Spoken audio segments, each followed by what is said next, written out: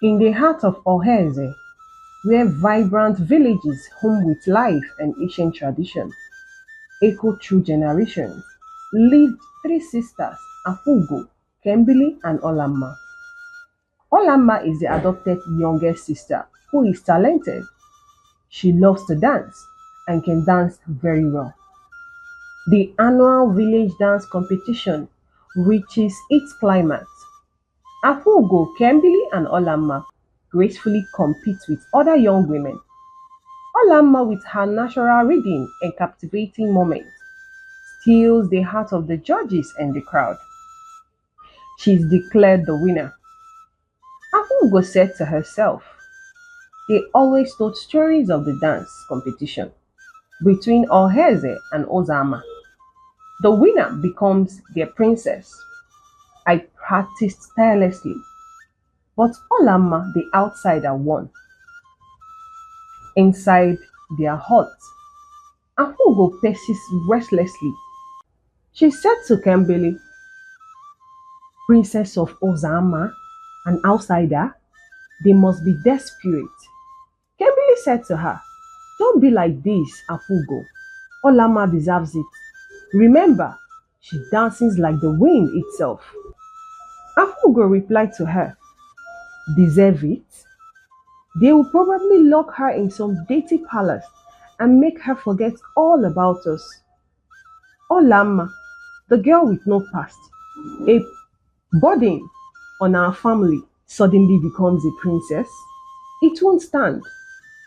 She hatched a plan. She approached Olama and said to her, come, sister, I want to show you something special. Afugo walks confidently ahead, while Olama follows her with a worried expression. The lush forest creates a sense of mystery.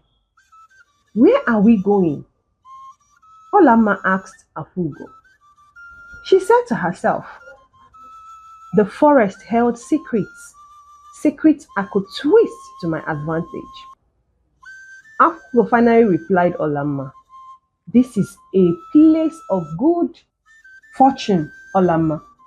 It will bless you on your journey. As they got to the river bank, Afuko stands by the river pointing to the water, while Olama stands cautiously behind. She said to Afugo, it is beautiful, but why are we here alone? Afugo roughly draws Olama towards the river. She said to her, just close your eyes and make a wish. As she closes her eyes, Afugo pushes her inside the river. Olama struggles in the water, her screams muffled. Afugo washes her with a cold step. Olama fights against the current, her cries fading as she's being swept by the water. Afugo shows no remorse. Rather, she laughed out. She stands there emotionless in the riverbank. She said to herself, the river took her. It was an accident.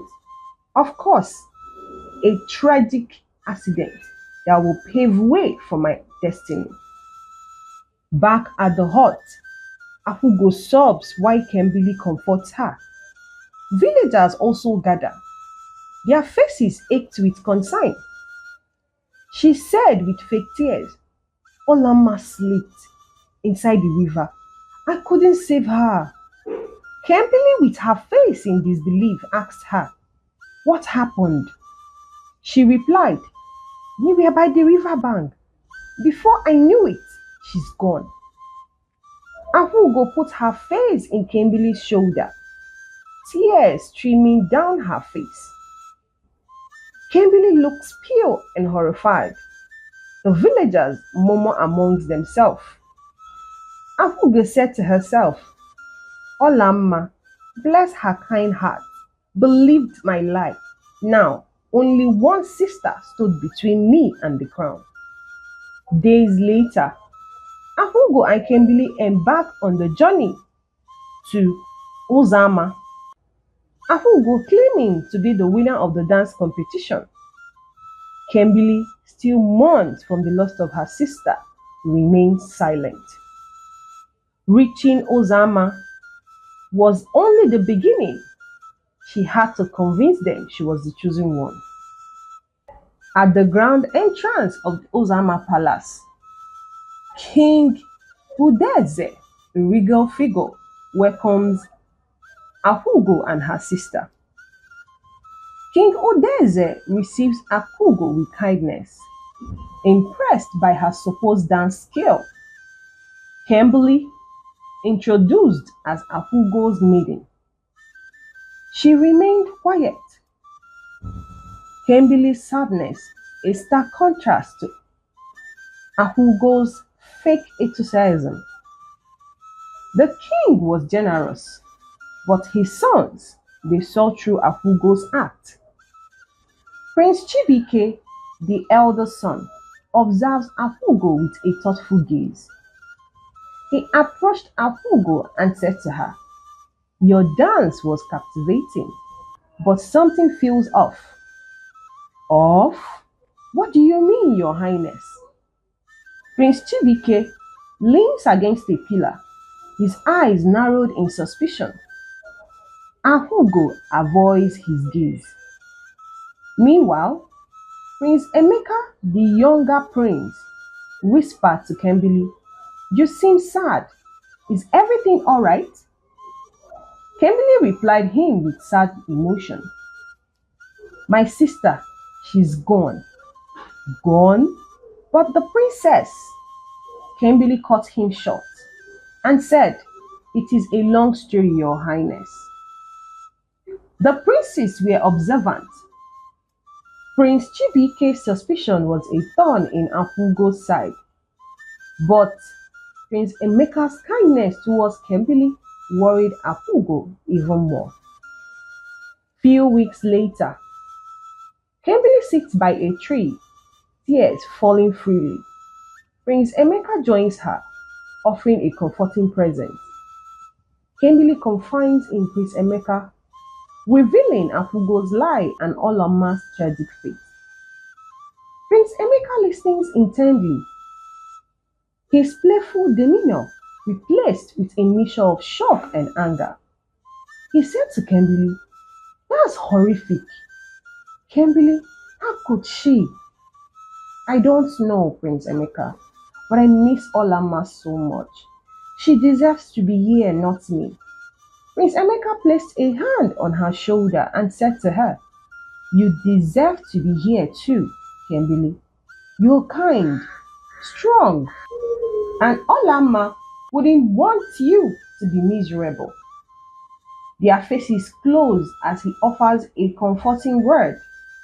Kimberly leans into his touch, finding solace. In his presence, Ahugo overhears the conversation between Prince Emeka and Kimberly. She said to herself, "This fool Kimberly was killing my secrets. I had to act fast." Back at her hut, she stands frozen in the doorway, eavesdropping on the conversation between Prince Chibike and a palace guard. They discuss Kimberly's sadness and Apugo's forced cheerfulness.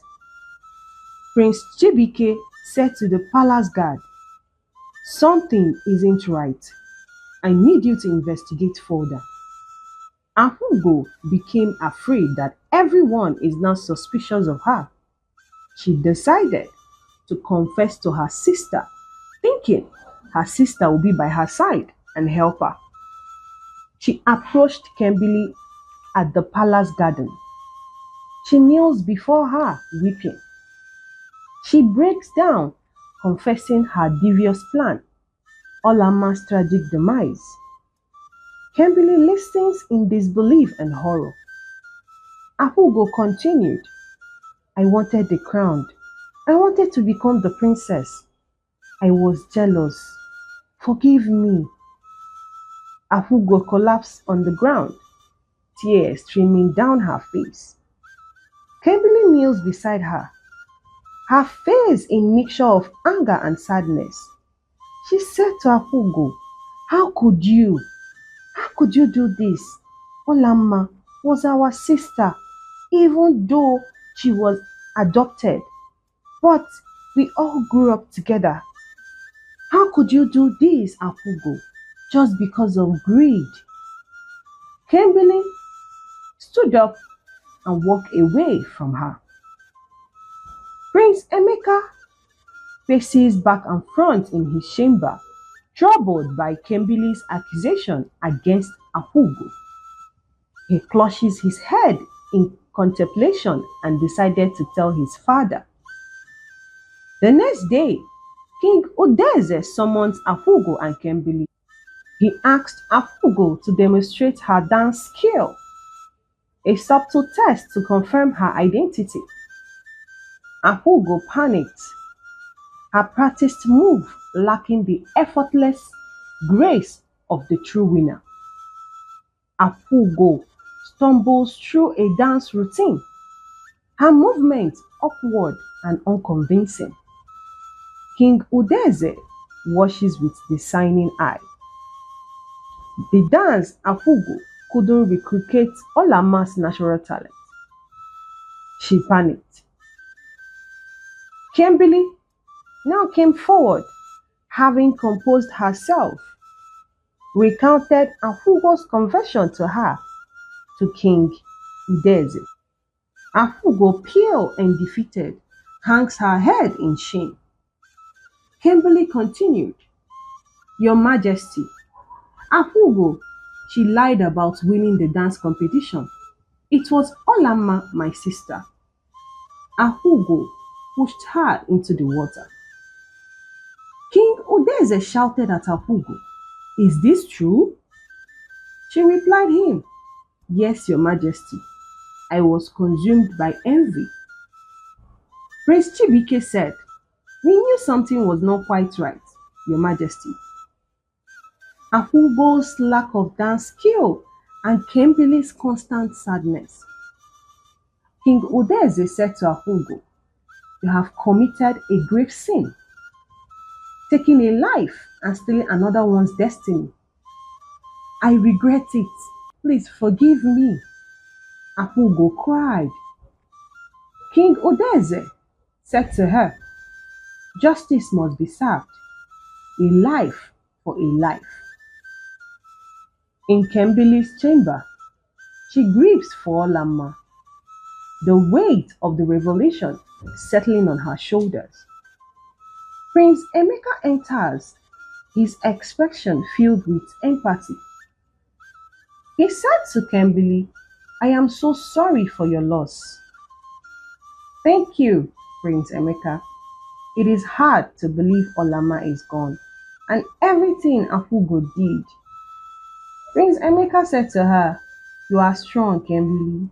Olama would have wanted more for you. She would have wanted you to move on, to live the life she wouldn't." Kimberly said to herself, "Olama's memory will stay with me, a reminder of the cost of envy and strength of sisterhood." At the village square, Afugo faces the village council. The villagers murmur among themselves, a mix of anger and pity. Afugo pleads for mercy, but the gravity of her crime is heavy. King Udeze said to her, "Afugo, you have been found guilty of murder and deception. You are sentenced to a trial by ordeal." Is this a chance to redeem herself or a path to a different kind of end?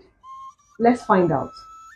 The trial by ordeal involves Afugo navigating a treacherous path, blindfolded, relying on her intuition and the guidance of the spirit.